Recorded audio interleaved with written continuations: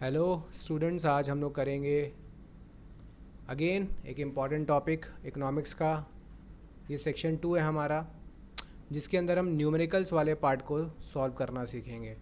तो जो सब्जेक्ट है जो अभी आपको यहाँ डिस्कस करना है उसे हम कहते हैं स्टैटिस्टिक्स। लिखिए।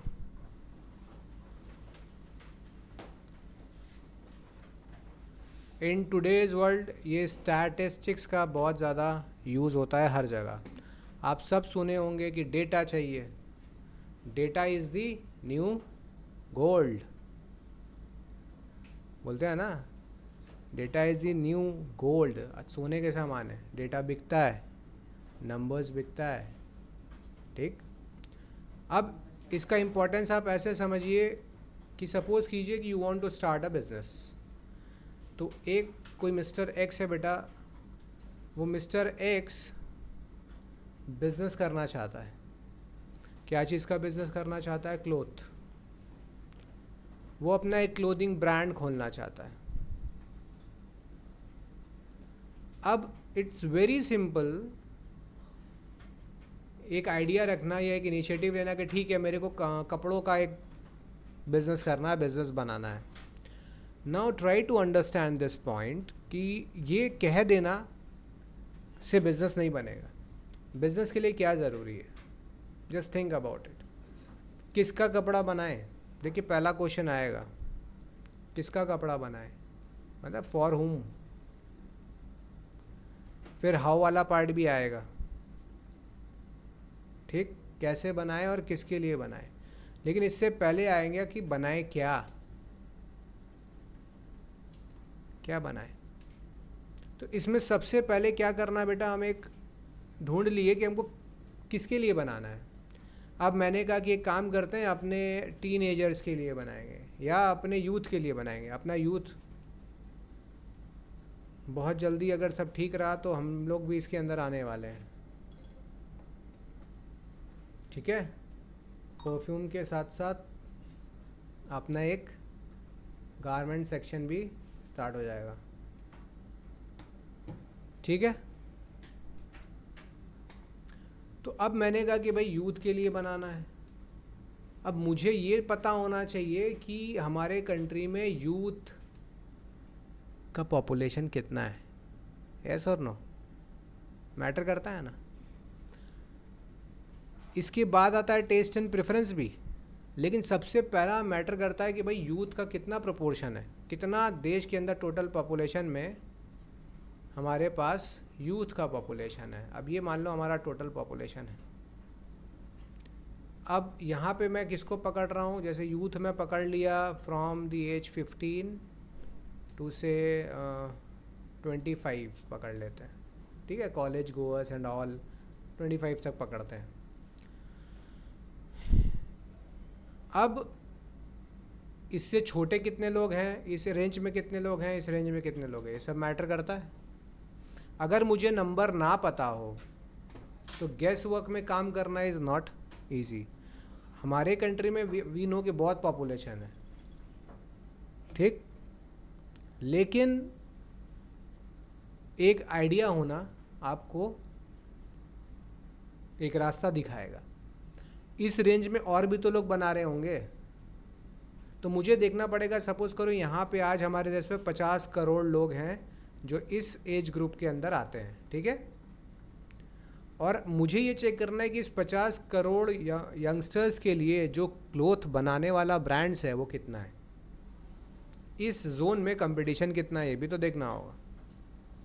तो अगर मुझे यहाँ स्कोप दिखता है कि नहीं, अभी भी यहाँ पे जो डिमांड है, क्या है, डिमांड वो फुलफ़िल नहीं हो पा रहा है, तो क्या कर सकते हैं, हम आ सकते हैं, डिमांड फुलफ़िल करने आ सकते हैं।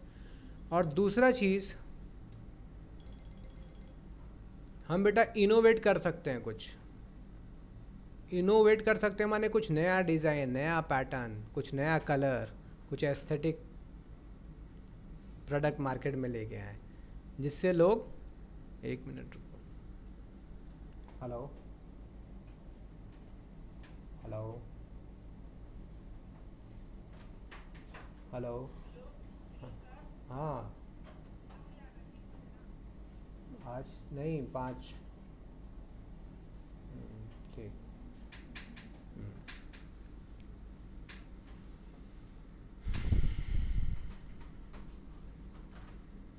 तो यहाँ पर चीज़ क्लियर हुआ, यस और नो?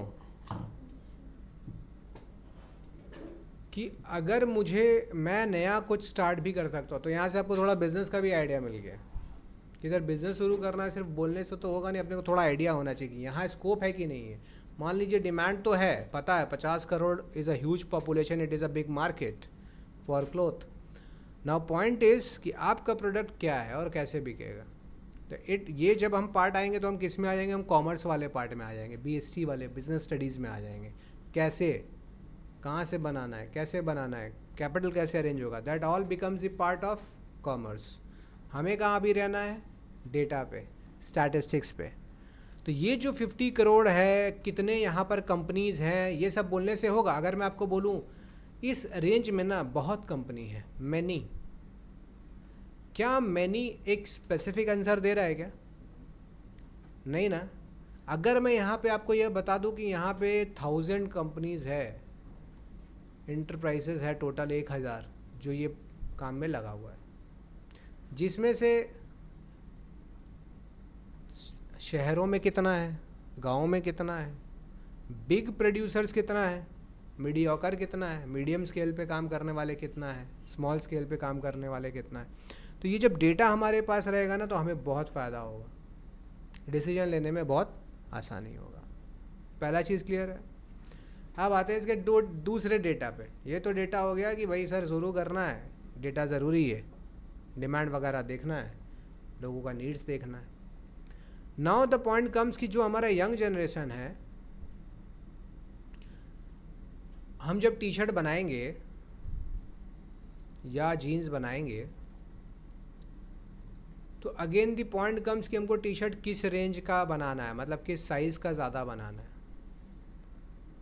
हमारे यहाँ पर जो एवरेज साइज़ है मैन के चेस्ट का और शोल्डर का, ये सब होगा कि नहीं होगा? मैन का चेस्ट एंड शोल्डर के साइज़ के हिसाब से तो बनेगा।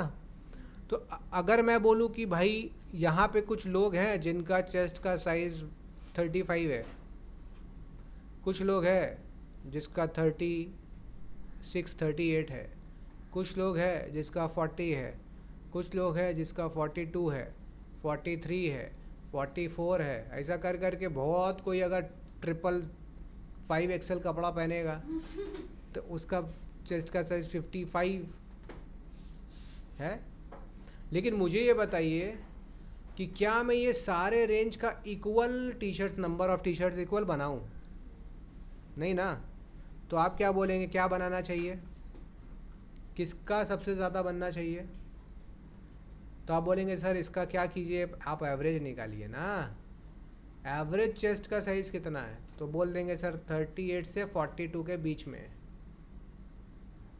इस रेंज में ज़्यादातर होता है। ठीक है। तो आप जो भी प्रोडक्ट बनाओगे 35, 36, 37 नहीं बनाओगे, आप इस रेंज में बनाओगे। और इंटरेस्टिंग चीज़ ये है कि जब भी आप टी शर्ट लेने जाते हो तो आपको जनरली 41 साइज़ नहीं मिलेगा, आपको 39 साइज़ जनरली नहीं मिलेगा, आपको 2-2 इंच के डिफरेंस में मिलेगा।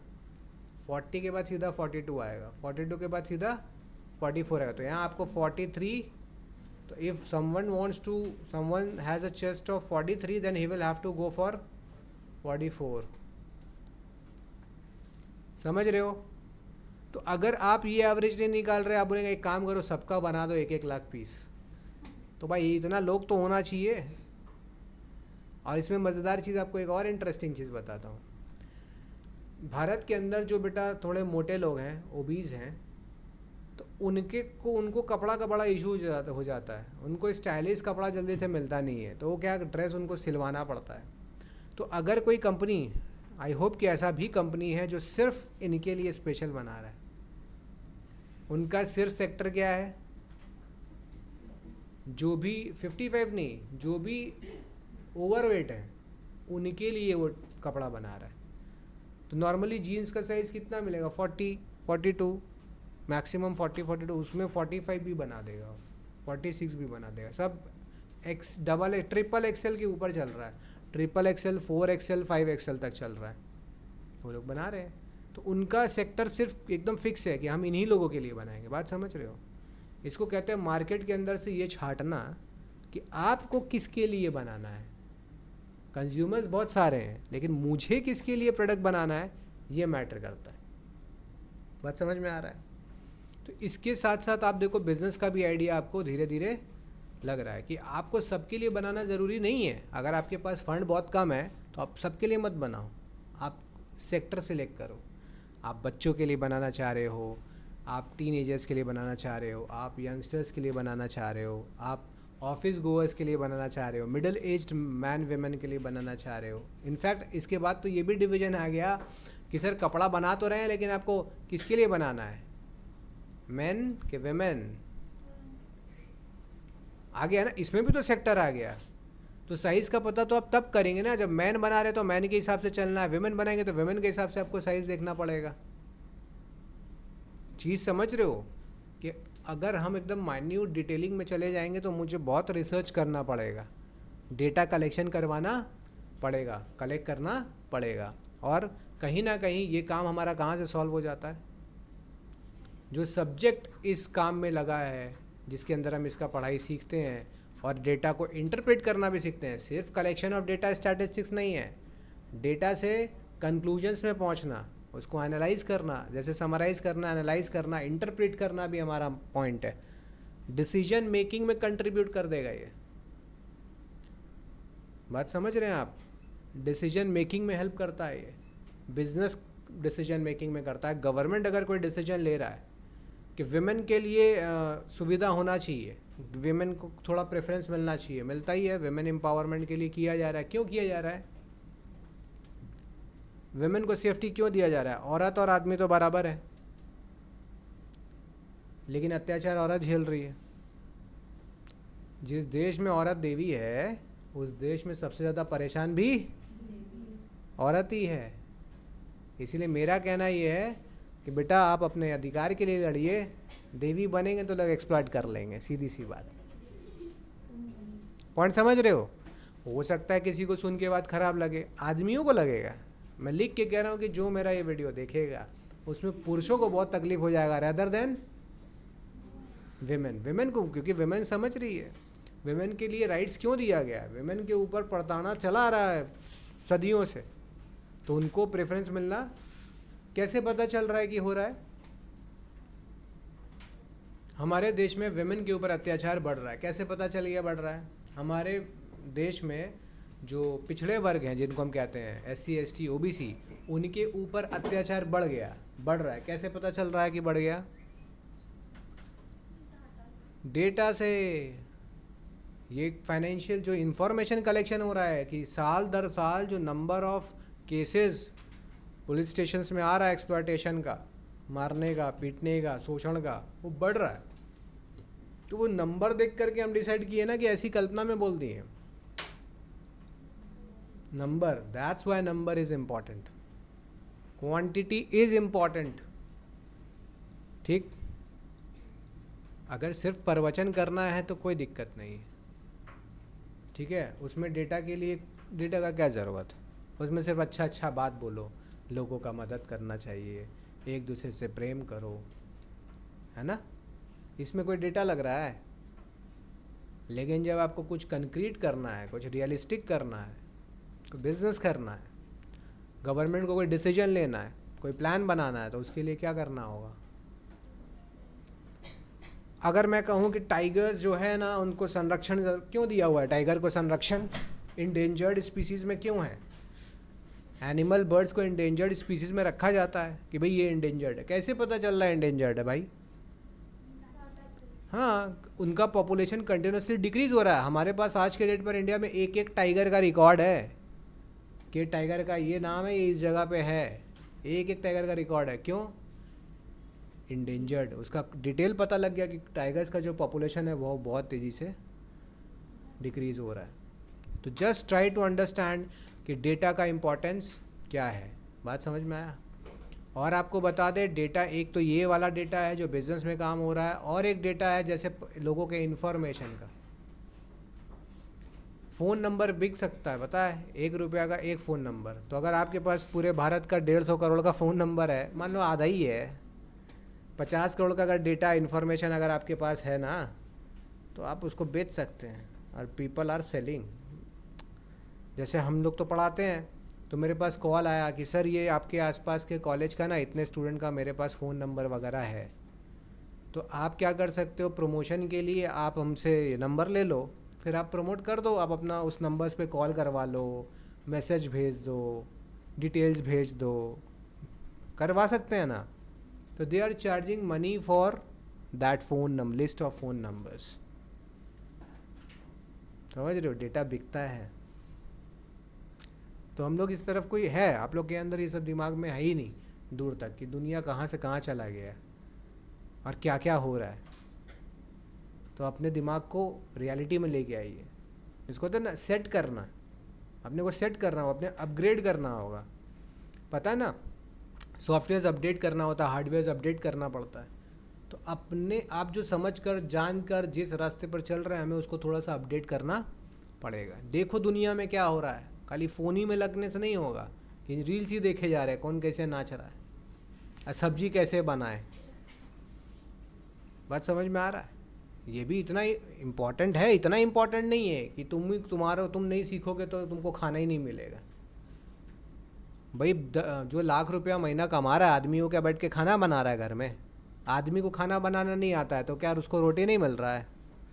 मिल रहा है ना। तो याद रखना, अगर आपके पास मनी है तो बनाने वाला लोग बहुत बैठा है, आपके पास पैसा होना चाहिए। बात समझ में आया? अब पैसा नहीं होगा तो आपको बनाना होगा। तो आपको अपना प्रायोरिटी क्लियर कर लेना है। हाँ, अगर आपका शौक़ है तो आप 1 लाख कमा के भी बना सकते हैं, लेकिन वहाँ आपके ऊपर कोई प्रेशर नहीं होगा कि बनाना ही। इवन आई कुक, मेरे को अच्छा लगता है तो हम बनाते हैं कभी कभी, लेकिन हम किसी प्रेशर में नहीं बना रहे हैं that I will have to, नहीं तो लोग मुझे कुछ कह देंगे कि आज खाना बनाना नहीं आता है तुमको। समझ रहे हो? इसीलिए पढ़ाई का पर्पस सॉल्व होना चाहिए। आइए आगे बढ़े क्या। तो डेटा का इंपॉर्टेंस फिलहाल हम लोग समझ गए ना। किन लोगों के लिए डेटा इंपॉर्टेंट होता है? बहुत सारे लोगों के लिए। डेटा कौन यूज़ करता है? यूज्ड बाय, लिख लीजिए, डेटा इज यूज्ड बाय। कौन कौन यूज़ करता है?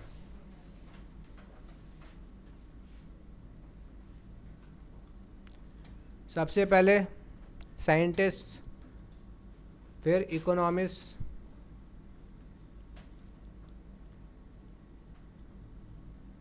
बिजनेस पीपल,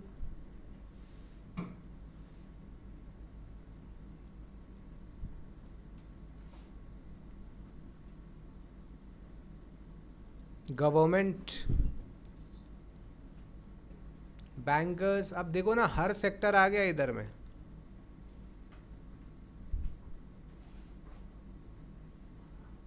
ठीक है। Why they use? सबसे सिंपल से बात है, whatever argument you are placing उसके लिए एविडेंस होना चाहिए। I always say to all my students, बिना एविडेंस के नहीं बोल सकते। आप अपना व्यूज़ कुछ भी बोलते रहो कि मुझे ये लगता है, मैं ये मानता हूँ, इससे कुछ नहीं होगा। रीजनिंग इज़, अपने आर्ग्यूमेंट के साथ आपको एविडेंस भी देना पड़ेगा। जैसे मैंने कहा कि देश में औरतों पे अत्याचार बढ़ रहा है, रेप बढ़ रहा है, तो ये क्यों पता चल रहा है? क्योंकि cases, number of cases increase, crime against women increase हो रहा है। अब ये क्यों हो रहा है? I don't know. लगता है आदमी लोग को कंपटीशन मिल रहा है, खार में कर सकता है लोग, मेरे से आगे बढ़ रही है लड़की लोग, ये लोग को नौकरी मिल जा रहा है, पहले हम लोग का नौकरी खा ले रही है। ऐसा भी माइंडसेट का लोग है। एक इंटरव्यू चल रहा था, कोई ले रहा था पब्लिक से, पूछ रहा था कि नौकरी क्यों नहीं हो पा रहा है, क्यों नहीं मिल रहा है? तो द मैन इज सेइंग कि क्योंकि लड़की लोग पढ़ लिख ली है, इसीलिए। लड़का लोग को नौकरी क्यों नहीं मिल रहा है? क्योंकि लड़की लोग को पढ़ा दिए हैं आप। बोले वाह अंकल, ये अंकल लोग का थॉट है हमारे देश में कि लड़की लोग पढ़ लेगी तो लड़का लोग का नौकरी वही खा ले रही है। बात समझ रहे हो? बहुत खतरनाक कॉन्सेप्ट है लोगों का, तो समझ के रहना भाई। आप सोच भी नहीं सकते कि इस आर्ग्यूमेंट में क्या बोल रहा है भाई। उसके हिसाब से तो गलत हो गया, फिर तो लड़की को पढ़ाना, नौकरी करना, पैर पे खड़ा होना उसके हिसाब से गलत है। बात समझ रहे हो? करेंगे, ये सब फिलोसॉफिकल बात है, इसके ऊपर हम बात अलग से चैनल पे अपना डिफरेंट एक नया चैनल बनेगा, उस पर बात करेंगे। ठीक है, चलिए अब याद रखेंगे। अब आएंगे डेफिनेशन पे। क्या करेंगे? डेफिनेशन। बोलिए बोलिए, क्या बात है? कोई बात है, बोलिए। हम बहुत इंटरेस्ट लेते हैं सुनने में, मुझे बहुत अच्छा लगता है कुछ भी नया जानना, सुनना, ज्ञानी लोगों से बात करना मुझे बहुत पसंद है। हम तो ढूंढते रहते हैं बस कोई मिले मुझे जिससे मैं जान सकूं, सीख सकूं। कोई भी हो सकता है सीखने के लिए। बहुत लोग को लगता है ना खाली बड़ा ही सिखा सकता है, ऐसा नहीं है, छोटा भी ज्ञानी हो सकता है। तो हमेशा अलर्ट रहना चाहिए। देखिए उनका भी व्यू सुनना चाहिए कि आप क्या सोच रहे हो। I am always ready. तो दो सेंस होता है, देखो, एक होता है प्लूरल डेफिनेशन सेंस में, और दूसरा होता है सिंगुलर सेंस में।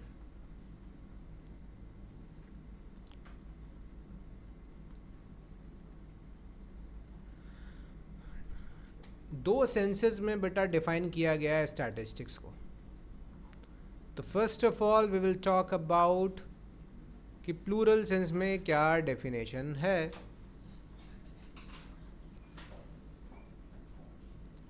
तो यहाँ पे लिखेंगे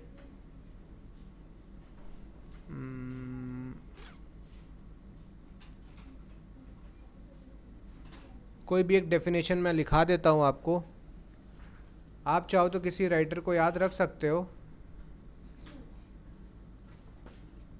बट लेट्स सी। चलिए एक नया पेज ले लेते हैं, ठीक है, वहाँ से स्टार्ट करते हैं। देखिए प्लूरल सेंस।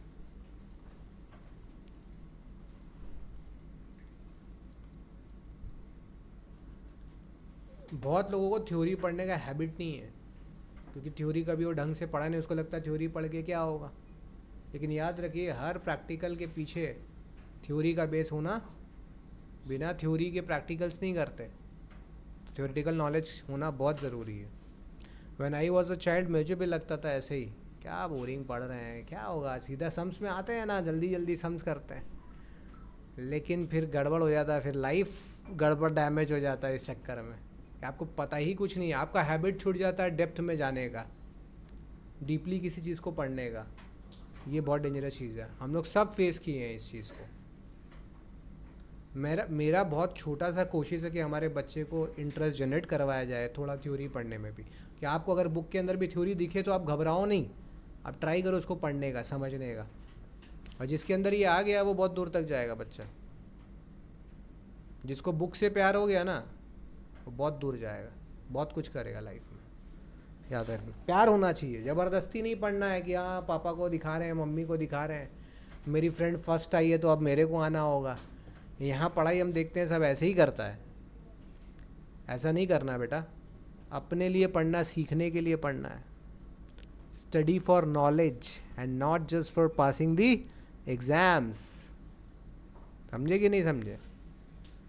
तो पढ़ते हैं, लिखिए डेफिनेशन। प्लूरल सेंस में जो डेफिनेशन है वो क्या है, लिखिए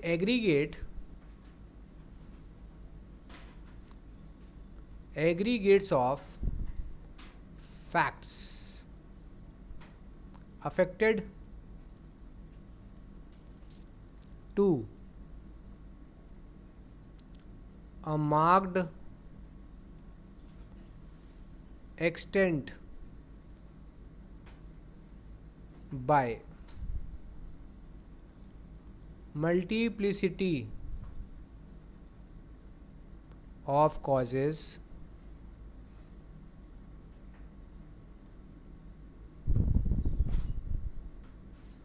comma numerically expressed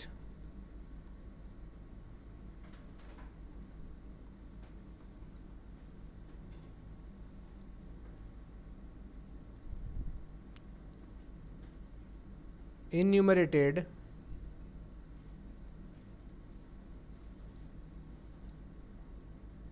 or estimated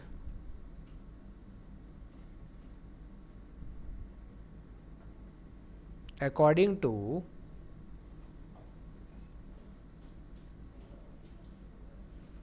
reasonable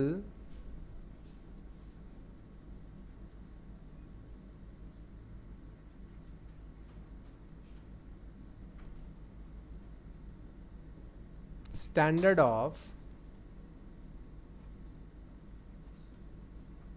accuracy,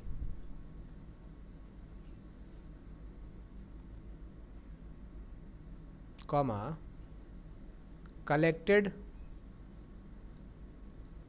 in a systematic manner.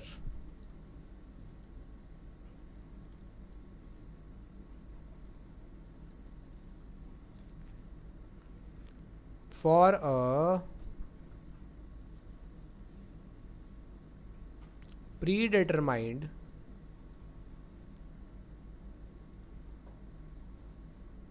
purpose and placed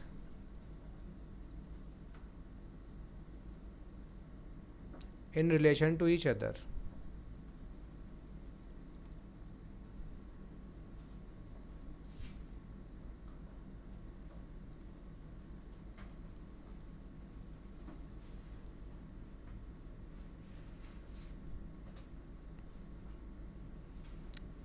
तो यहाँ पर हम क्या कर रहे हैं जब हम प्लूरल सेंस में बात कर रहे हैं तो इसमें हम किसका बात कर रहे हैं?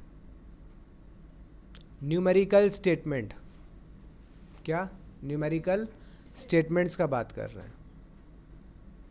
तो ये information in terms of numerical data, अगर कोई पूछे सिंपल इतना डेफिनेशन अगर आपको याद नहीं रखना है, ये तो जस्ट मैंने करवाया क्योंकि मुझे करना है और हम लोग वीडियो अपलोड कर रहे हैं तो ये हमें पता होना चाहिए। तो यहाँ बेसिकली इन सिंपल टर्म समझते हैं, इन सारे चीज़ों को साइड करते हैं। इसमें बहुत सारा टर्म्स है जो आप खुद समझ भी रहे होगे। क्या इसको शॉर्ट में अगर कोई पूछे तो क्या बोलेंगे कि statistics refers to information in terms of numerical data, ठीक है। और ये डेटा किसी भी ब्रांच ऑफ नॉलेज का हो सकता है, ये साइंस में भी हो सकता है, बिजनेस में भी, कॉमर्स में भी हो सकता है, केमिस्ट्री में भी हो सकता है, सोशियोलॉजी में भी हो सकता है, कहीं भी हो सकता है, ठीक। अब जैसे देश में इनकम एम्प्लॉयमेंट का बात करें तो इनकम का डेटा होता है, एम्प्लॉयमेंट का डेटा होता है, गवर्नमेंट क्या खर्च कर रहा है इसका भी तो डेटा होता है। ये सब चीज़ इसके अंदर आ जाता है। तो किसी भी फील्ड का डेटा न्यूमेरिकल डेटा ही स्टैटिस्टिक्स है, according to which sense? Plural sense, ठीक है। तो इसका कुछ कैरेक्टरिस्टिक्स लिख लीजिए।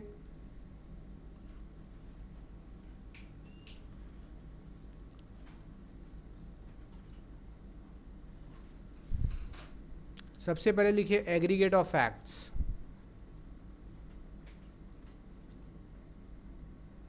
एग्रीगेट ऑफ फैक्ट्स, ये कल्पना नहीं है, ये फैक्ट्स, और फैक्ट्स का एग्रीगेट है, सम। सिर्फ एक इंफॉर्मेशन से कुछ पता चलने वाला नहीं है। डेटा इंपॉर्टेंट भी कितना होता है, देखिए आप कितना क्लियरली किसी चीज़ को समझा सकते हैं। आपने कहा कि मेरी सिस्टर है, मेरी सिस्टर लंबी है, तो इस लंबी से हम तो नहीं समझ पाएंगे कि कितनी लंबी है। तो अगर एक स्पेसिफिक हाइट बता दिया जाए कि 5 फुट 5 इंचेस की है, मतलब 5.5 फीट की है, तो ये ज़्यादा इजी होगा ना मुझे समझने में। बात समझ रहे हो? इसीलिए ज़रूरी है कि आप एकदम एग्जैक्टली चीज़ों को एक्सप्रेस कर पाते हैं। दूसरा लिखिए न्यूमेरिकली एक्सप्रेस्ड,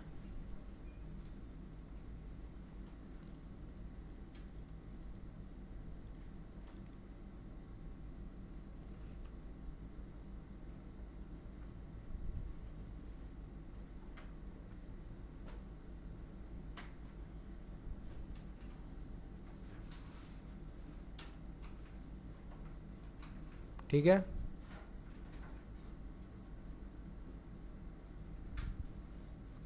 तीसरा affected by statistics is affected by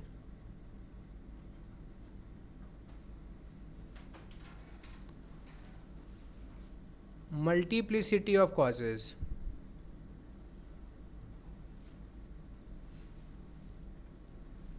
मतलब जो भी स्टैटिस्टिकल डेटा होता है ना बेटा, वो बहुत सारा कॉजेज़ होता है जिसके कारण जिससे वो अफेक्ट होता है। जैसे कि एग्ज़ाम्पल समझिए, सपोज़ कीजिए कि हम एक टाउन में गए और वहाँ उस टाउन में डेथ कितने लोगों का हुआ है पिछले 5 साल में, वो हम चेक कर रहे हैं।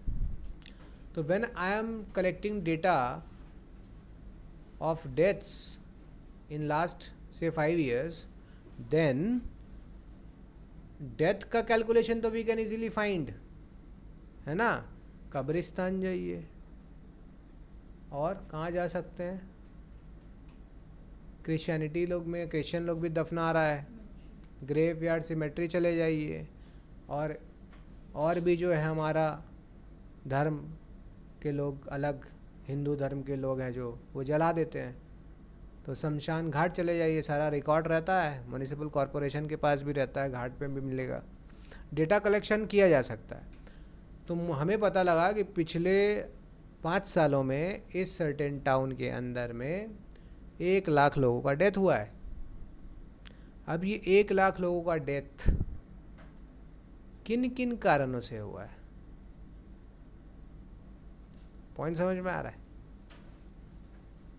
कि डेथ तो हुआ है, नंबर मिल गया मुझे, लेकिन ये डेथ के पीछे कारण भी तो बहुत सारा है। That is multiplicity of causes.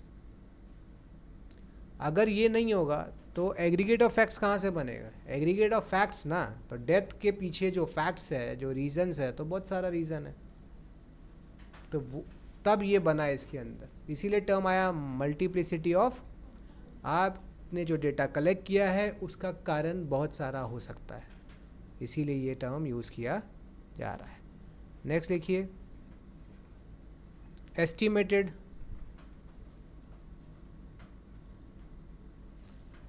तो डेफिनेशन से ही आ रहा है ना,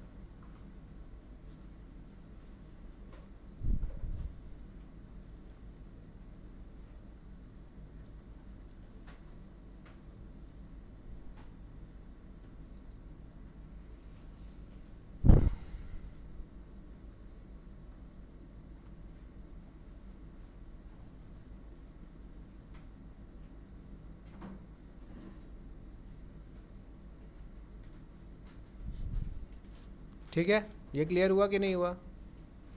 अब देखो, ऊपर डेफिनेशन में हमने सीखा था कि सर 2 वर्ड था, डेटा कलेक्शन के पीछे सर हमने 2 वर्ड सीखा था यहाँ पर। एक था, या तो अपन इन्यूमरेटेड करने वाले हैं, और क्या करने वाले हैं, या तो एस्टिमेट करने वाले हैं।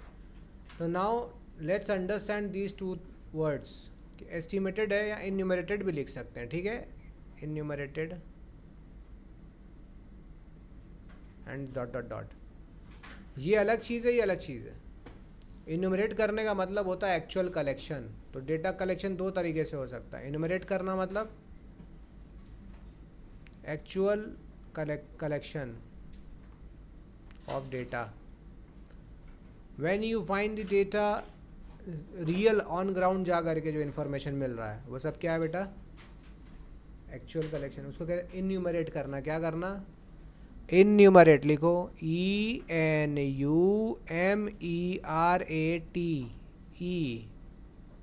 या इन्यूमरेटेड। स्टैटिस्टिक्स का मतलब होता है जो डेटा कलेक्ट किया गया है एक्चुअल में। अब ये जब हम कलेक्ट कर रहे हैं तो डेटा कलेक्शन बड़ा ख़तरनाक चीज़ है, इसको नेगेटिव तरीके से भी यूज़ किया जा सकता है, इसको पॉजिटिव तरीके से भी यूज़ किया जा सकता है।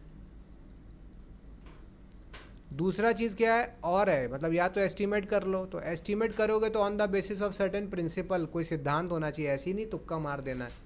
एस्टिमेट करने के पीछे भी क्या होता है, कुछ सिद्धांत होता है। अब एग्जांपल आपको समझाते हैं डेटा में गड़बड़ी कैसे होता है और कैसे कलेक्ट करना चाहिए। हम वही अपने टी शर्ट के लिए चले गए मेज़रमेंट लेने के लिए। तो ये मेरा एक शहर है, मान लीजिए 50 लोगों से यहाँ पे लिया कलेक्ट, घर पे जाके चेक किया, यहाँ किया, यहाँ किया, यहाँ किया, यहाँ किया, हर जगह से सैंपल लिया ना। हर जगह से सैंपल अगर ले रहे हैं हम लोग, तो मुझे जो यहाँ एवरेज मिलेगा, मतलब उससे जो अपन अपने कंक्लूड करेंगे, वो एवरेज मेरा ज़्यादा भरोसेमंद होगा रेदर दैन 2 ही जगह से कर लिया। बोले नहीं, सब जगह से करने का नहीं है, बस यहाँ से कर लो। तो आप कुछ पार्ट मिस कर दिए ना। अगेन, कोलकाता के अंदर लोगों का क्या इनकम है, कैसा स्टैंडर्ड ऑफ लिविंग है, ये देखते हैं। मान लो यही अपना कोलकाता है।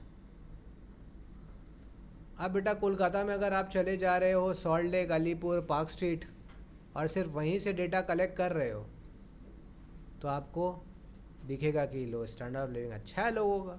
आप सिर्फ इस जोन के अंदर काम कर रहे हो, लेकिन आप बहुत सारा एरिया छोड़ दिए। जो लो इनकम ग्रुप वाले जो लोग जहाँ रह रहे हैं, आप उससे डेटा कलेक्ट ही नहीं कर रहे हैं। तो सिर्फ इस डेटा को देखकर अगर हम कंक्लूजन कर दिए कि कोलकाता का तो भैया बहुत अच्छा कंडीशन है, तो ये इन्फॉर्मेशन देखा जाए तो रॉन्ग है। आपने एक मेजर सेक्टर को छोड़ दिया है, तो आप सिलेक्टिव हो गए। डेटा सिलेक्ट तो कर रहे हैं, लेकिन सिलेक्शन में सिलेक्टिव हो गए। इट मीन्स अपने नीड के हिसाब से डेटा अरेंज करना। इसको कहते हैं बायस्ड होना। आप बायस्ड होकर के कलेक्ट कर रहे हैं, क्योंकि आपको अपना कुछ स्पेसिफिक पर्पस सिद्ध करना है, सॉल्व करना है। आई बात समझ में? ठीक है ना। देश के अंदर अभी भी इनडिफरेंसेस है कि नहीं, जाति प्रथा है कि नहीं। अब ये चेक करने के लिए बेटा अगर भारत को ले ले, मान लीजिए कि हमारा भारत ये है, भारत ऐसा नहीं करते, ऐसा हम लोग नॉर्मल शेप बना लेते हैं थोड़ा। मतलब भारत को अगर हम लोग इमेजिन करें तो कहीं ना कहीं अपन ऐसा इस शेप में आएगा ना, समझ रहे हो कि नहीं? ऐसा है, अज्यूम कर सकते हैं। अरे बनाने में थोड़ा टाइम लगेगा, प्रैक्टिस। गंदा बनाने से अच्छा है कि चलो पूरा ही अज्यूम कर लो। अब हम लोग क्या करें, यहाँ पे कहीं पे दिल्ली है, यहाँ कहीं पे कोलकाता है ना, यहाँ मुंबई एरिया है, यहाँ कहीं पे नीचे आपका बेंगलोर वगैरह आ जाएगा साउथ में। अनटचेबिलिटी या मैं कहूँ कि जाति प्रथा है कि नहीं, जातिवाद है कि नहीं, ये चेक करने के लिए हम सिर्फ शहरों में जा रहे हैं, शहरों में जाकर चेक कर रहे हैं। इन चारों जगह पूरे भारत को नहीं जान रहे। जब भारत में क्या करें, 4 जगह जा रहे हैं, मेट्रो सिटी में जा रहे हैं, और वहाँ से अपने निकाल रहे हैं। नहीं, इतना नहीं है, अब तो बहुत कम हो गया है ना। शहरों में तो नहीं दिखता, तरीका से दिखता है। मैं अज्यूम कर रहा हूँ कि कम दिखता है, होता है, दिखता नहीं है, होता है। जब भी कभी आज के डेट पर आप पेपर खोलिए, न्यूज़पेपर, और उसमें देखिए तो उसमें लिखा रहता है जाति का नाम। बात समझ रहे हो? कुर्मी, ब्राह्मण लड़की के लिए सबका कॉलम बना हुआ अलग अलग, ब्राह्मण का, सिंधी का, इसका उसका, सबका बना हुआ है। तो ये क्या है? यहीं से तो समझ में आ रहा है कि जाति है। शादी करने से पहले क्या नहीं पूछा जाता है कौन सा जाति का है ये? तो जब तक ये पूछा जाएगा तब तक जाति रहेगा। बात समझ में आ रहा है?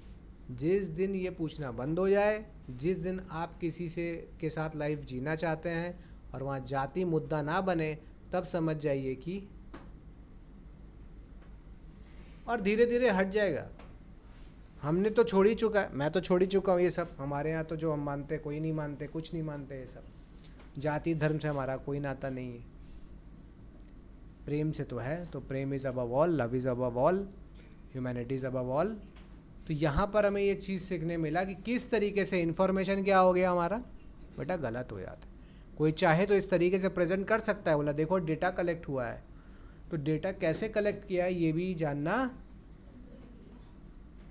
कहाँ से मिला, कैसे कलेक्ट किया, ये बहुत बहुत ज़रूरी है। अगर हम ये नहीं जानेंगे तो हो सकता है हमारे पास गलत इन्फॉर्मेशन आ जाए, क्योंकि डेटा तो होता है बेटा फैक्ट्स, लेकिन ये फैक्ट्स गलत फैक्ट, ये ट्रू पिक्चर नहीं दिखा रहा है। समझ रहे हो मेरी बात?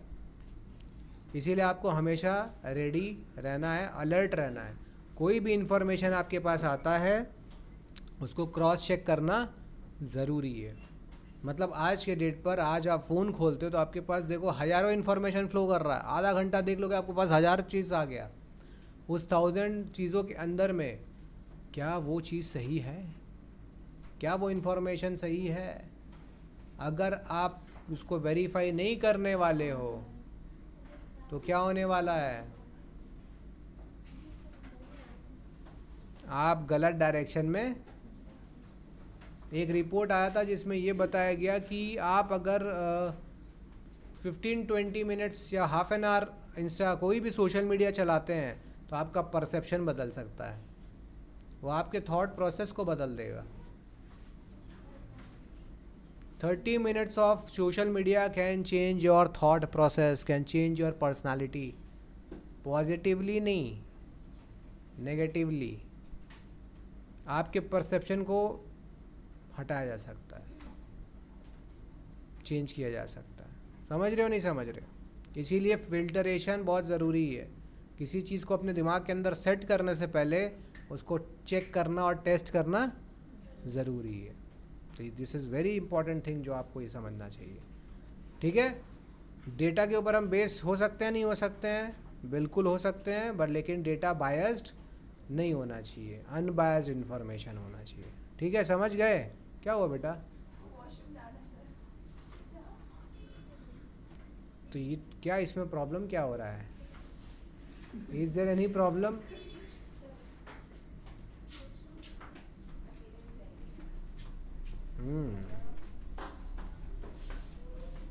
क्या क्लियर हुआ बेटा यहाँ तक point?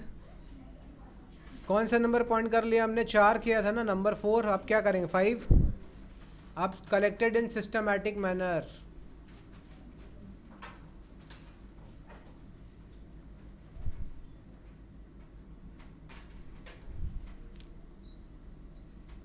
Systematic manner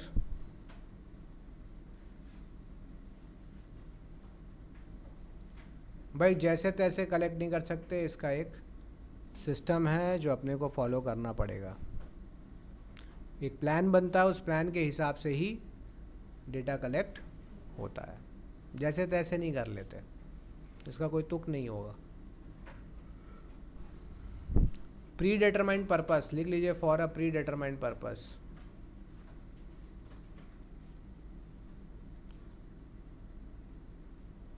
data collection क्या बिना पर्पस के होगा?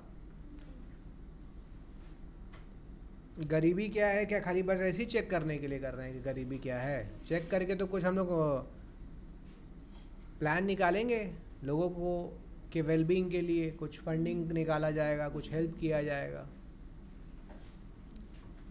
तो भूख बहुत इम्पॉर्टेंट है। पेट से अगर लोग बहुत दुखी होते हैं तो लोग बहुत चिंता हो जाता, गरीबी गरीबी गरीबी। शारीरिक रूप से कमज़ोर होंगे तो टेंशन हो जाएगा, लोगों का न्यूट्रिशन नहीं मिल रहा है। लगभग सुने हैं around 3 lakh people, children died in the last few previous years or maybe last year due to lack of food।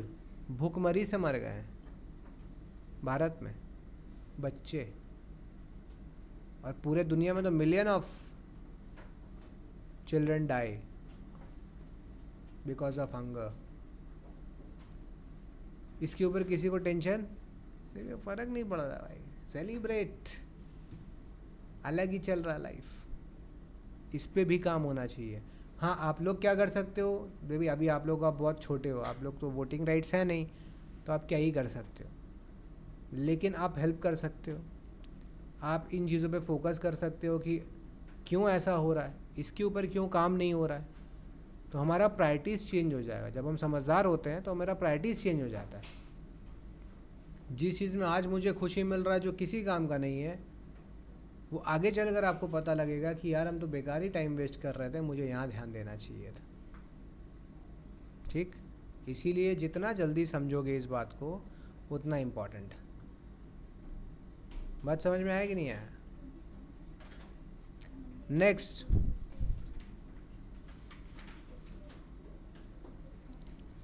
लिखिए placed in relation to each other.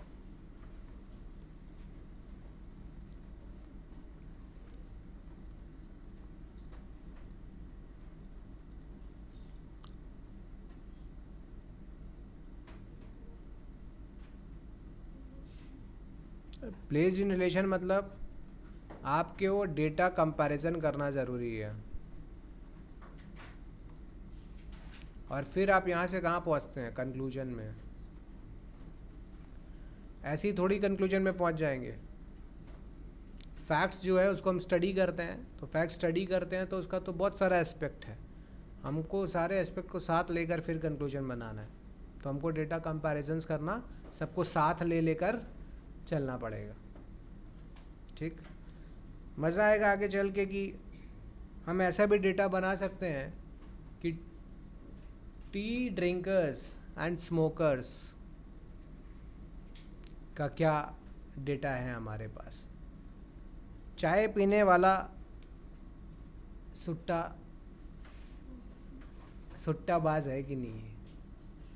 बात समझ रहे हो? चाय पीने वाला लोग कितना जो स्मोक भी करता है, कितना लोग ऐसा जो चाय पीता है लेकिन स्मोक, कितना लोग ऐसा जो स्मोक करता है लेकिन चाय, और कितना लोग ऐसा है जो स्मोकिंग भी नहीं करता है और चाय भी नहीं पीता है। ये भी एक डेटा बन सकता नहीं बन सकता?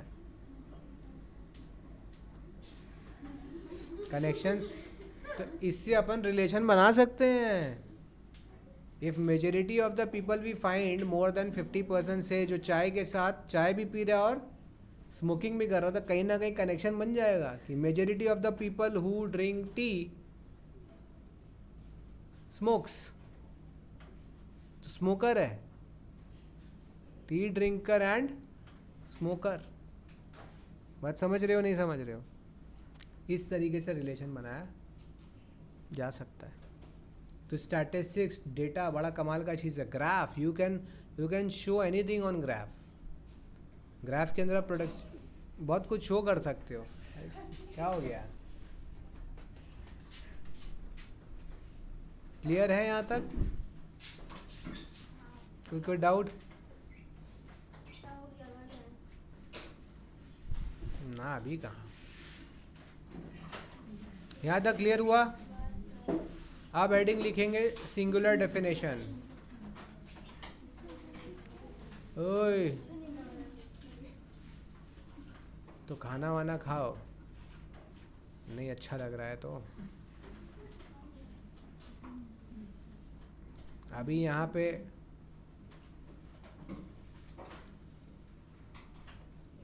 करेंगे बात, अभी ठीक इंटरेस्ट आ जाएगा, बस हमको अपना टॉपिक बदलना है। लिखिए सिंगुलर डेफिनेशन में, लिखिए statistics may be defined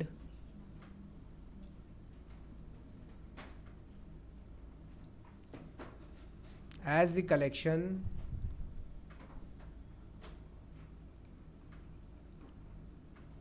presentation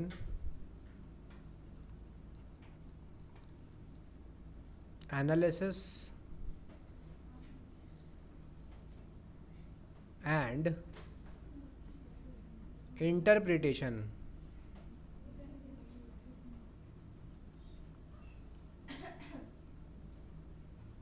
of numerical data।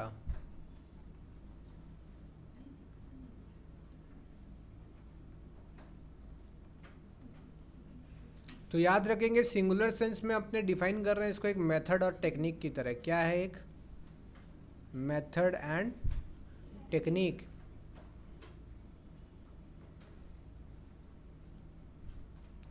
Method and technique.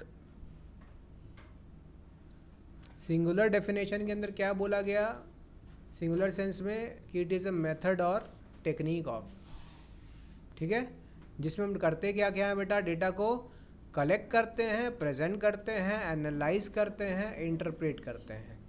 किसको कर रहे हैं? न्यूमेरिकल डेटा के साथ बार बार न्यूमेरिकल न्यूमेरिकल न्यूमेरिकल का मतलब होता है क्वांटिटेटिव, नंबर में होना चाहिए हर चीज़।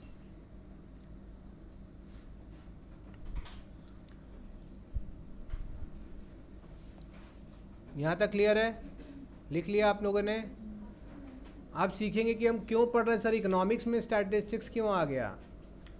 बहुत सारे स्कूल्स के अंदर बेटा स्टैटिस्टिक्स सेपरेट सब्जेक्ट भी है। एक्चुअल में देखा जाए हायर लेवल पे statistics separate subject. I have learn statistics as a subject in class 11 and 12 अलग से।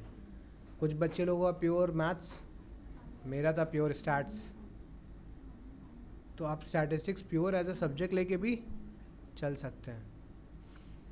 तो अब हमें सीखना है कि सर इकोनॉमिक्स है और ये खुद एक सब्जेक्ट है, तो इकोनॉमिक्स में स्टैटिस्टिक्स का यूज़ क्या है, क्यों हम लोग इकोनॉमिक्स में स्टैटिस्टिक्स को पढ़ रहे हैं। ठीक है, तो लिखेंगे, हेडिंग लिखेंगे इम्पोर्टेंस ऑफ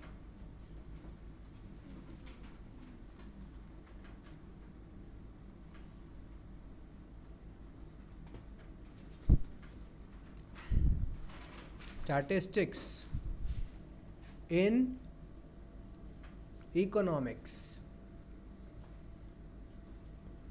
कि सर इको में इसका क्या यूज़ है। हम लोग तो समझ गए इसका तो यूज़ हर जगह है sir, school, college, government, business, scientist, economist सभी यूज़ कर रहे हैं, लेकिन इकोनॉमिक्स में इसका क्या यूज़ है, इम्पोर्टेंस है। ठीक है, तो सबसे पहला इम्पोर्टेंस लिखेंगे understanding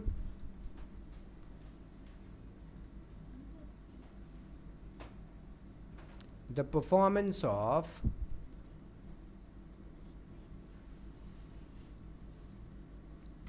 the economy.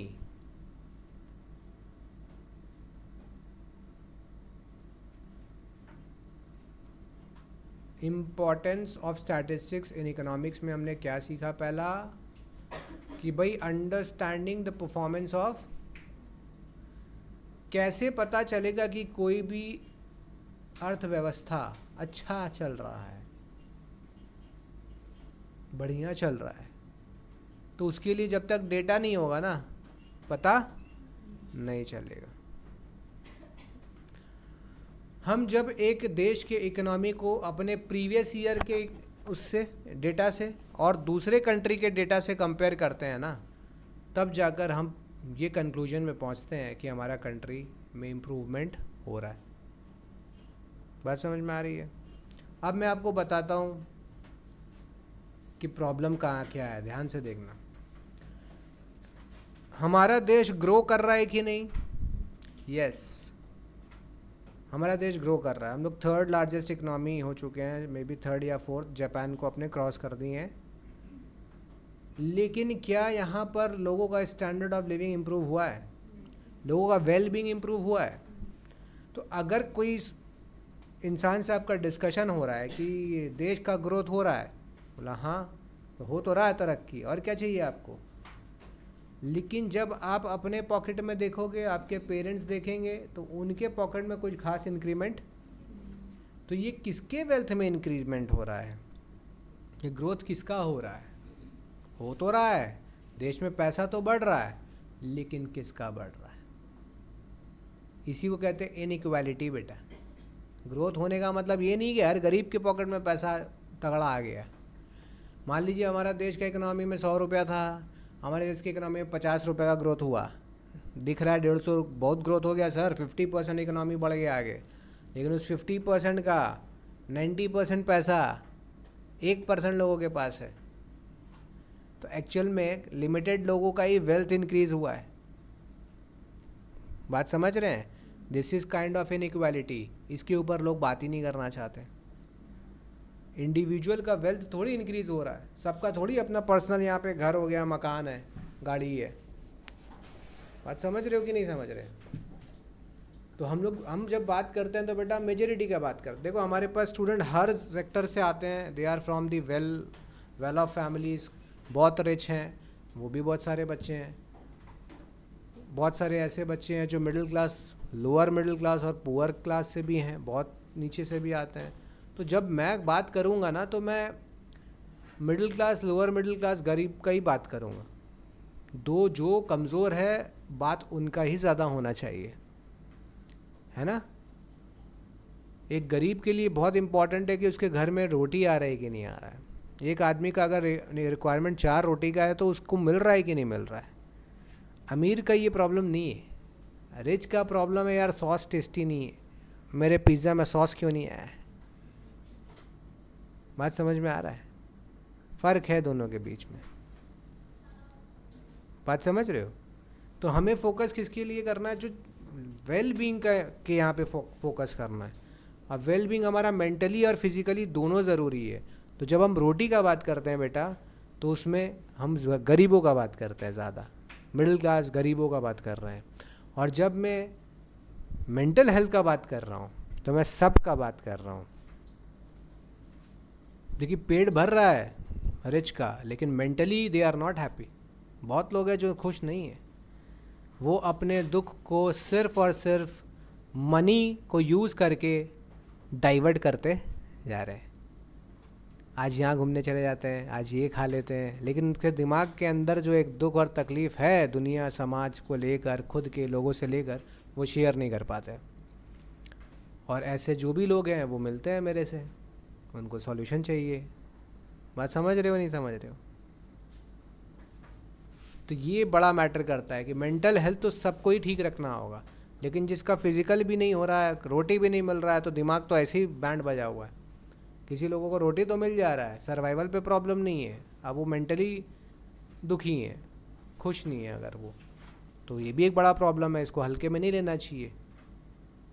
Mental wellbeing is also very very important. खासकर देश में हमारे बच्चों का बहुत स्ट्रेस में है। यंगस्टर्स सुसाइड ज़्यादा कर रहे हैं। डेटा से पता चलता है हमें कि यंगस्टर्स ज़्यादा सुसाइड कर रहे हैं क्योंकि स्ट्रेस में है और कोई सुनने वाला। Everybody aspects from you good result, good career, money, everything. तो दूसरे का इच्छाओं को पूरा करने के चक्कर में आप अपने ही दिमाग का बैंड बजा लिए हैं, शरीर का बैंड बजा लिए हैं। और अगर आप वो नहीं कर पाते हैं तो आपको लगता है कि I am a failure. Failure exam में फेल नहीं होता बेटा। लाइफ में अगर आप एक सर्टेन टारगेट सेट कर रहे हैं, लोगों का एक्सपेक्टेशन को पूरा करने के पीछे लगे हैं आप। अरे आपको जो अच्छा लग रहा है आप उस पर लगिए। आपको क्या करके खुशी मिल रहा है आप उस पर फोकस कीजिए। नहीं तो आप अचीव करके भी दुखी रहेंगे, क्योंकि वो आपका थॉट नहीं था, आपका पर्पस नहीं था, आप दूसरे का पर्पस सॉल्व कर रहे हो। इसीलिए हमारे यहाँ बच्चे दुखी रहते हैं, स्ट्रेस में रहते हैं। इससे बाहर निकलिए। पेरेंट्स से भी मेरा रिक्वेस्ट है कि अपने बच्चों के मेंटल स्टेट को समझिए, उनसे पूछिए और उनके ऊपर लिमिट से ज़्यादा प्रेशर मत दीजिए। अपना डिज़ायर्स अपने बच्चों के थ्रू फुलफ़िल मत करवाइए, वो आपका कोई टूल नहीं है। तो ये मेरे सारे पेरेंट्स से रिक्वेस्ट है कि children are not your tool, कि अपना सपना इनसे पूरा करवाएंगे हम, ऐसा नहीं है। उसका अपना सपना है, उसको पूरा करने दीजिए, तो ही वो खुश रहेगा। हैप्पीनेस इंडेक्स में हम लोग बहुत पीछे हैं। हम लोग क्यों पीछे हैं, कहीं ना कहीं ये भी कारण है कि आप अपना खुशी के लिए तो कुछ कर ही नहीं रहे हैं। आप क्या कर रहे हैं, दूसरों के लिए कर रहे हैं, and that is a big problem. आप खुश कैसे रहेंगे। ओके, नेक्स्ट पॉइंट में आइए। Understanding the importance of various sectors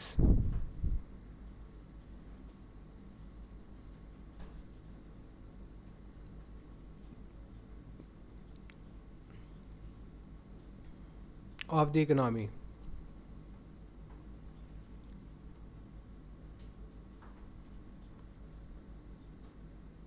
अब हमारे कंट्री में अलग अलग सेक्टर्स है, जैसे agriculture sector, manufacturing sector, power, services, है ना। प्राइमरी, सेकेंडरी, टर्शरी, आगे पढ़ेंगे ये सब, हम लोग सीखेंगे। अलग अलग सेक्टर्स है। तो हमारे कंट्री के टोटल हमारे नेशनल इनकम में किस सेक्टर का कितना कंट्रीब्यूशन है, इसका भी आइडिया किससे चलेगा, डेटा से। हमारे यहाँ टर्शरी सेक्टर का सबसे ज़्यादा कंट्रीब्यूशन है, सर्विस सेक्टर का, फिर इंडस्ट्री, फिर एग्रीकल्चर।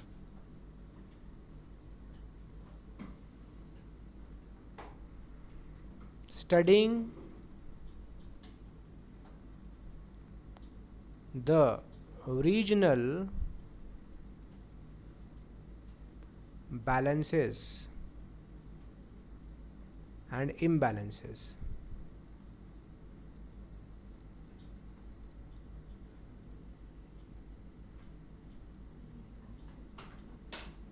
अब हमारा जो देश है वो अलग अलग स्टेट से बना है, तो देश के टोटल इनकम में अलग अलग स्टेट्स का भी तो कंट्रीब्यूशन है।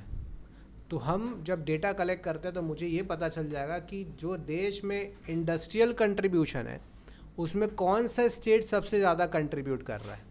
इससे पता चल जाएगा कि इस स्टेट के अंदर इंडस्ट्रियलाइजेशन, प्रोडक्शन इंडस्ट्री का ज़्यादा है। समझ रहे हो बात? ध्यान, अलर्टनेस चाहिए, क्योंकि ये बार बार नहीं होगा, एक ही बार पढ़ेंगे लाइफ टाइम में। अगर आपको आगे पढ़ना, वीडियो देख लीजिएगा सीखने के लिए। तो ये एक बार जानेंगे, नया चीज़ है आपके लिए, तो अलर्ट। आप क्या सोच रहे हो? आप तो 10 में करके आओ, मीन मीडियन मोड, बस वही तो सीखे, वही तो स्टैट्स है। ये है स्टैट्स, वो भी स्टैट्स ही था, वो प्रैक्टिकल पार्ट ज़्यादा फोकस किए। 5 मार्क्स का आएगा, कर लो। यहाँ पे समझना है कि एग्रीकल्चर का कंट्रीब्यूशन कहाँ है सबसे ज़्यादा। कौन सा स्टेट सबसे ज़्यादा कंट्रीब्यूट एग्रीकल्चर में करता है? कौन सा सर्विस सेक्टर में ज़्यादा करता है? इससे पता चल जाता है। जहाँ इंडस्ट्रियलाइजेशन कम है वहाँ अनएम्प्लॉयमेंट ज़्यादा मिलेगा। कमाल का चीज़। जहाँ इंडस्ट्रियलाइजेशन कम है वहाँ लोग अनएम्प्लॉयड ज़्यादा है, स्टैंडर्ड ऑफ लिविंग कम है। डेवलप्ड अंडर डेवलप में पढ़े थे ना, जो इंडस्ट्रियलाइजेशन जहाँ ज़्यादा होता है वो डेवलप कंट्री होता है, जहाँ से कंट्रीब्यूशन इंडस्ट्री से ज़्यादा आता है। और जहाँ पे अंडर डेवलप बेसिकली जो कंट्री है वो, उसका कंट्रीब्यूशन कहाँ से आता है?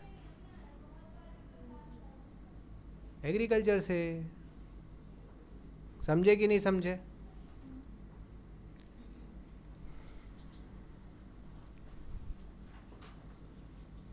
Studying the role of government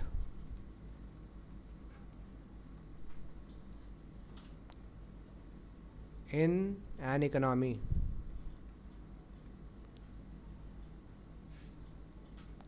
and formulation of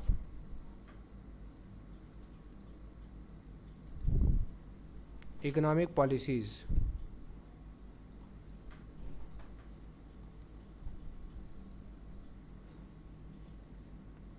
अब ये इकोनॉमिक पॉलिसीज़ क्या है, फॉर्मुलेशन क्या है, इसको समझो। बेटा देखो, हम लोग हर साल बजट बनाते हैं। बजट बनाते हैं तो उसमें हम लोग देखते हैं कितना कंट्रीब्यूशन डिफेंस को देना है, कितना एग्रीकल्चर को देना है, कितना इंडस्ट्रीज़ को देना है। ये सब नहीं होता, नहीं हो, देखे हो, देखते भी हो, मुझे तो नहीं लगता है देखते होगे। इस बार जब आएगा तो देखना, ठीक है, कि एक सर्टेन अमाउंट देश के अंदर हम अलग अलग सेक्टर में किस तरीके से खर्च करने वाले हैं। इसको कहते हैं बजट, ठीक है ना। तो जब बजट का टाइम पीरियड आएगा, अलर्ट रहना, देखना, मैं बता दूंगा सबको। आप लोग देखना क्या हो रहा है, नहीं हो रहा है। बजट बनता तो है, क्या वो खर्च हो रहा है, क्या वो सच में यूज़ हो रहा है। तो you should be aware about all this things. आप अलग ही चीज़ पे अवेयर हो रहे हैं कि एक क्रिकेटर कितना रन बना के रखा है, ये जनरल नॉलेज है आपका, है ना। एक हीरो कितना एक मूवी कितना रुपया कमाया है, इससे कुछ होने जाने वाला नहीं है, इससे आपको कुछ मिलने वाला नहीं है। हाँ, अगर आप कहीं जनरल नॉलेज में एग्ज़ाम्स में बैठ गए या कहीं कंपटीशन हुआ जीके का, तो उसमें आप थोड़ा मार्क्स ले आएंगे, एक तो ट्रॉफी मेडल ले लेंगे। लाइफ में क्या बड़ा रोल है? देखो, ये मेरा पर्सनल व्यू है, हो सकता है लोगों को नहीं समझ में आए कि लोग आपको स्कूल्स में क्या सिखाते हैं। आपको सिखाते हैं याद करो स्टेट्स का नाम, कैपिटल का नाम, है ना, सारे प्रधानमंत्री का याद नाम करके रखो जब से आज़ादी हुआ है।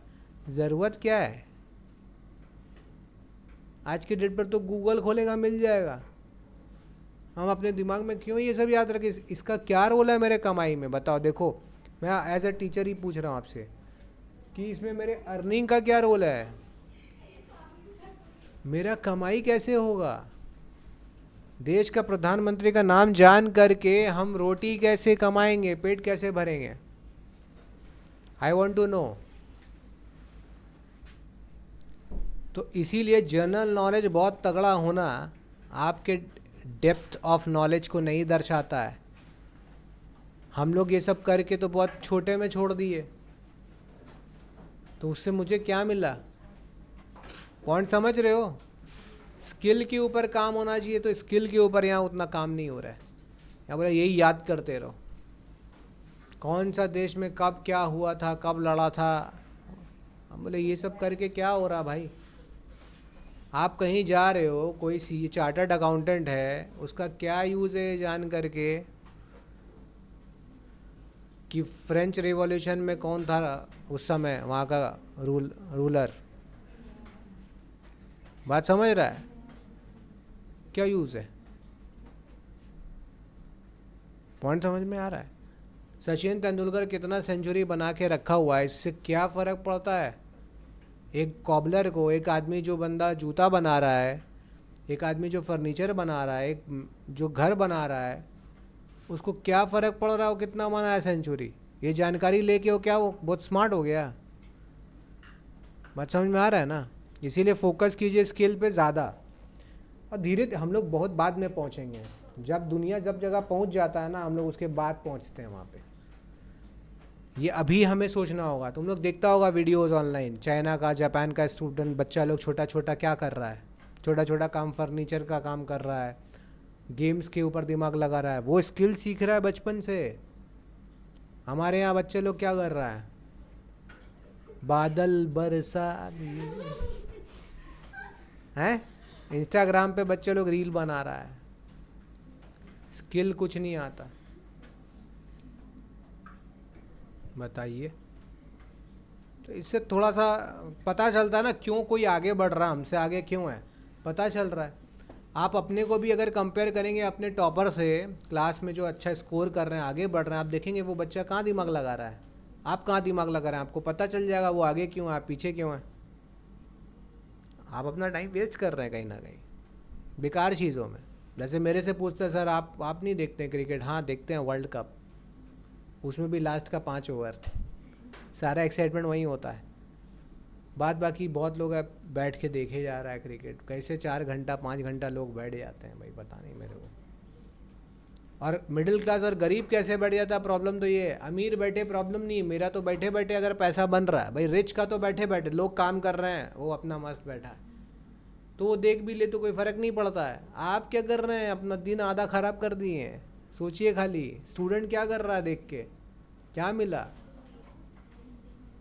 ये सब डाइवर्ट करने का चीज़ है, बता रहा हूँ मैं।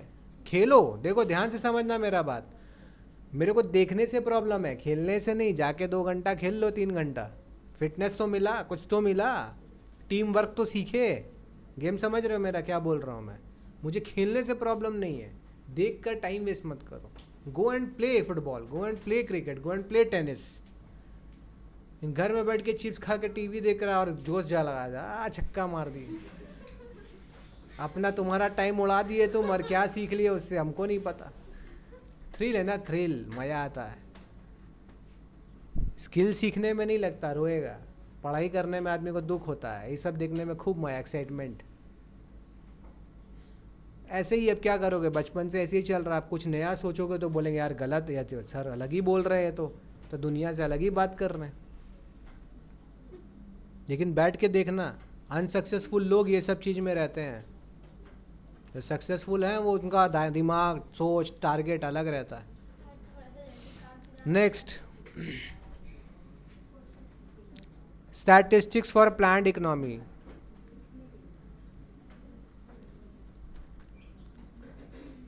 अरे बाबा, मेरे पास कुछ कमेंट्स वगैरह आया कि सर आप एकदम नॉन स्टॉप 1-1.5 घंटा पढ़ा देते हैं, हम लोग का दिमाग हिल जाता है।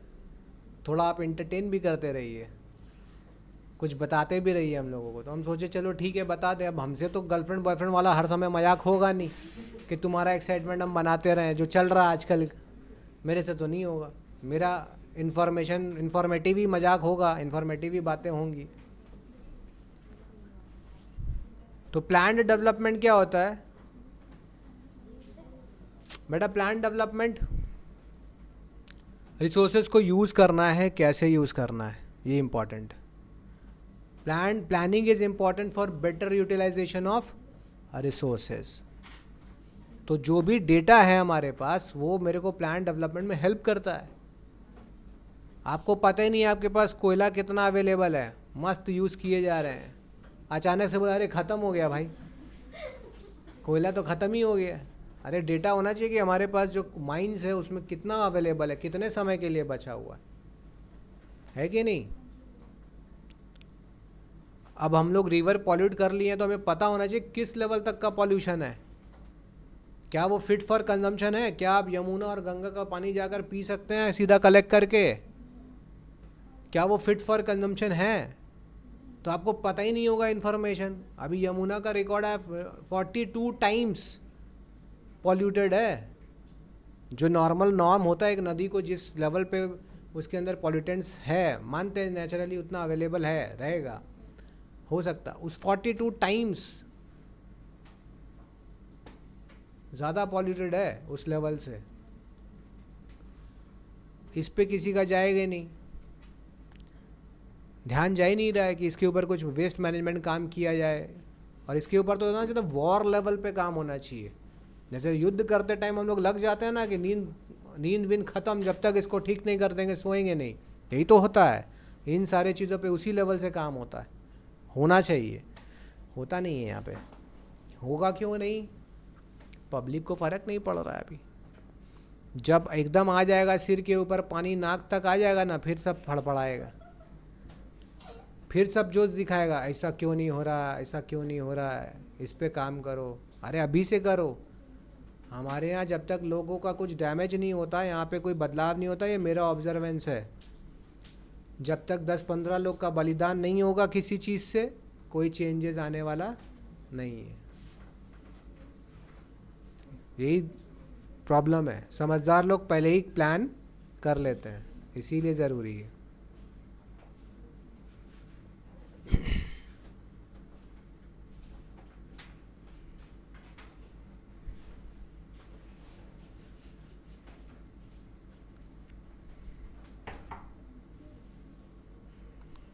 इसके बाद लिखिए quantitative expression of economic problem. Quantitative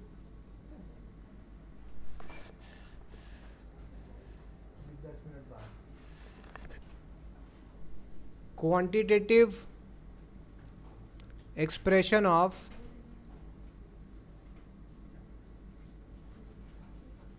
economic problem.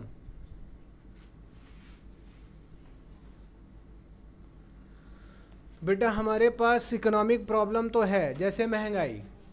तो महंगाई बोलने से तो होगा नहीं कि महंगाई है, महंगाई का दर, रेट ऑफ इन्फ्लेशन पता होना चाहिए। अनएम्प्लॉयमेंट तो है, कितना है, तो उसका अपने को रेट पता होना चाहिए, नंबर पता होना चाहिए, तब ना हम कह सकते हैं कि इतना हमारा अनएम्प्लॉयमेंट रेट चल रहा है। तो हम स्टैटिस्टिक्स के थ्रू इकोनॉमिक प्रॉब्लम्स को न्यूमेरिकल फॉर्म में, क्वांटिटेटिव फॉर्म में दिखा सकते हैं। ठीक है, लिखो helpful in research, helpful in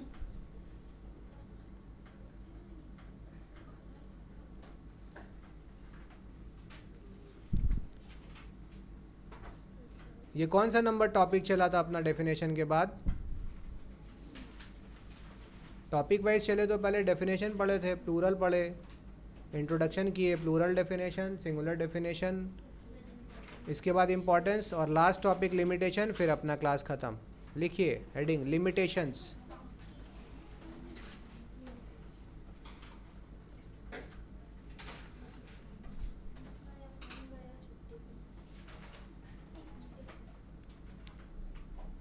लिखिए not concerned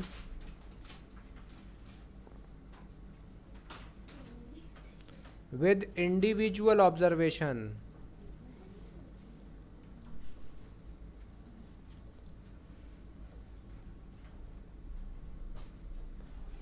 not concerned with individual observation।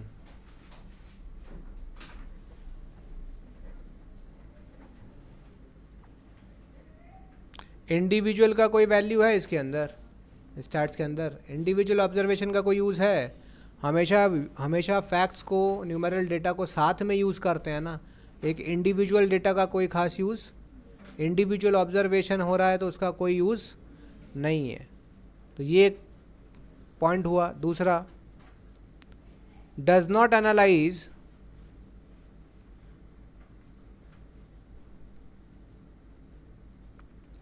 Qualitative phenomenon।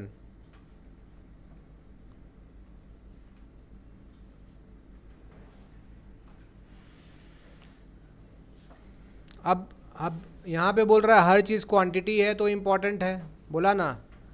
कुछ चीज़ है जो क्वांटिटी ज़रूरी नहीं है, उसमें क्वांटिटी में आप दिखाई नहीं सकते, जैसे ब्यूटी, खूबसूरती को क्वांटिटी में दिखा सकते हैं। गुडविल, किसी का नाम, honesty,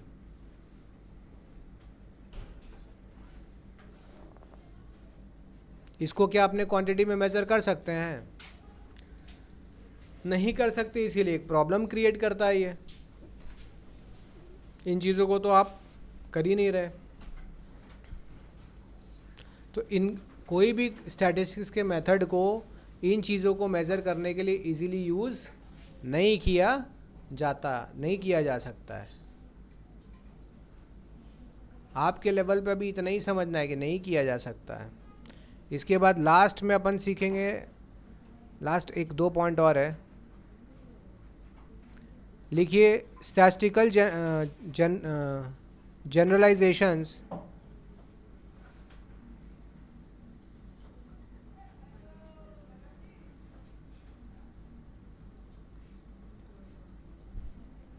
are true only on average।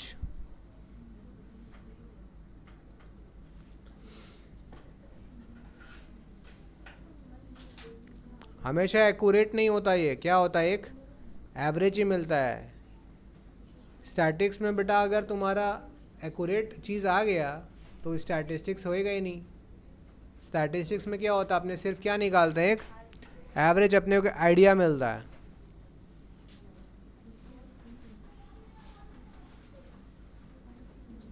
बात समझ में आ रहा है? एग्जाम्पल समझिए कि अगर मैं ऐसा बोलूं कि हमारे यहाँ पे देश में प्रोडक्शन पिछले 4 सालों में 5% के रेट से बढ़ा है, 5% के रेट से बढ़ा है, इसका मतलब ये थोड़ी कि हर साल 5% ही बढ़ा है, कभी 6 भी हो सकता है और कभी 4 भी हो सकता है, एवरेज 5 बढ़ रहा है। ठीक है। And last is improper use, लिख लीजिए।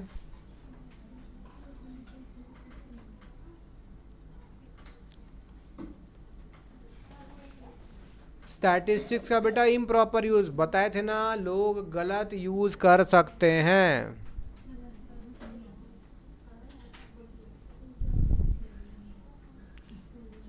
ऐसा कहा गया,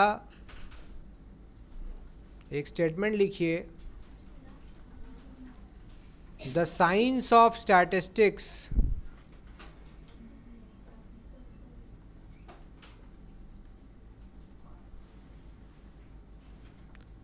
is the most useful servant, but it is only of great value to those who understand its proper use।